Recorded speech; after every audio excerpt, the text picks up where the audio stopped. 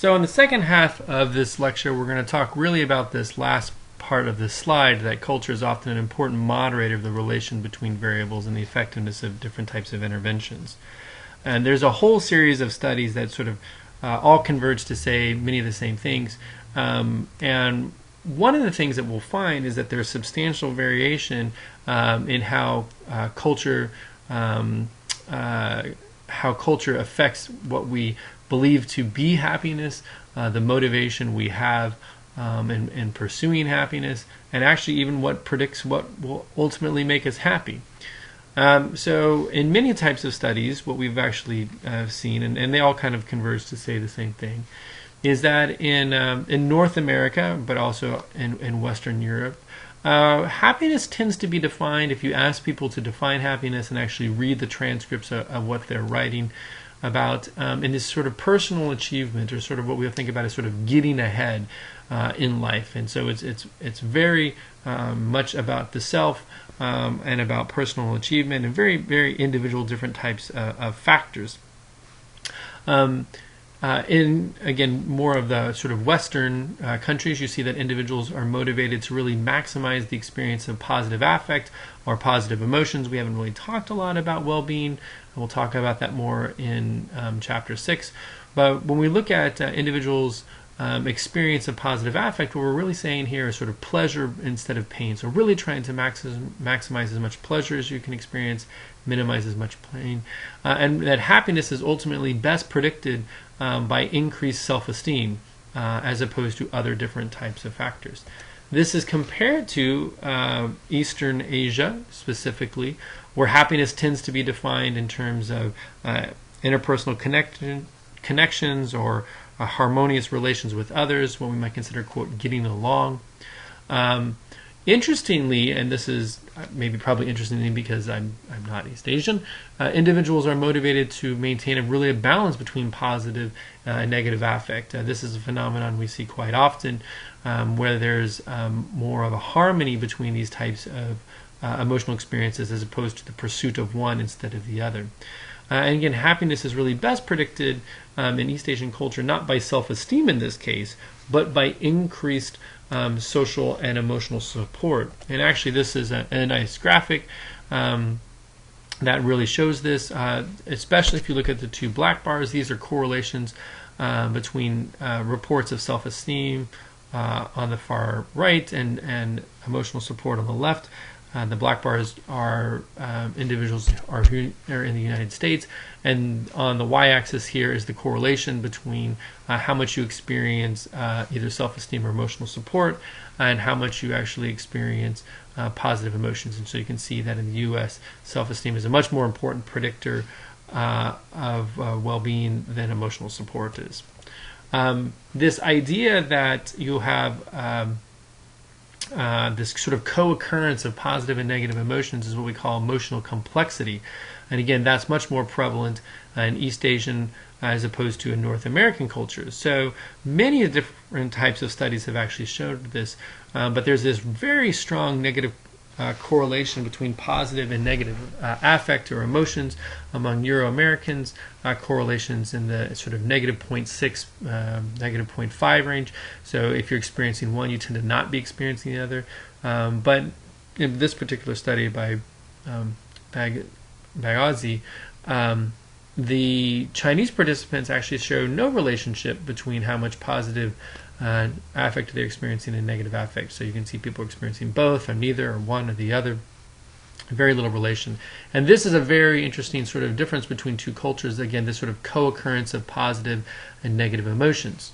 Kiriyama and his colleagues actually asked participants to talk about how much general positive emotions that they really experienced, and then tried to predict those from social harmony, or what we might consider sort of friendly feelings that come from social connections, and emotions that would result from personal achievements. And again, this bar over here, you can see in the U.S., the gray bar indicates how much personal achievement is related to your happiness is much higher in the U.S., gray bar is much lower in Japan, and the exact opposite. So social harmony, which is indicated by the white bar, much higher, much better predictor of general positive emotions in Japan. Personal achievement, much weaker association. Jenny Zai down at Stanford has conducted for many years research on what she calls ideal affect. It's a very simple idea. You actually rate how much you'd like to feel certain types of emotions, and then you actually say how much you actually experience those emotions, right? So you might say on a scale of 1 to 5, from not much to very much, how much would you like to feel excited or happy or calm? And then she separates these into these different types of emotions. So there's high positive arousal emotions, like excited and strong and elated, and then low positive arousal emotions like calm and serene and relaxed and being at peace.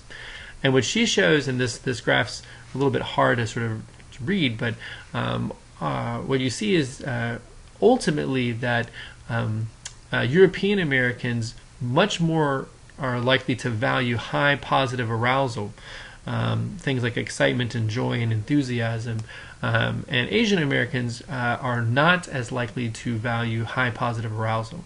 What you see is that their ideal affect happens to be much more low positive arousal, feelings of being serene and relaxed and at peace. And then this is another great study that sort of shows this difference in sort of how culture can moderate the relationships. Oshie and Diener asked participants to list 5 important goals that they wanted to accomplish. The participants then rated the extent that each goal was really independent, so for their own enjoyment or their own fun. And then a month later, they asked them essentially how many of the goals that they had actually achieved and their current life satisfaction. And what this graph actually shows you right here is that the relationship between goal attainment and life satisfaction in the last month is much more steeper in the European American group for this white bar right here on the far right. You see this much steeper slope.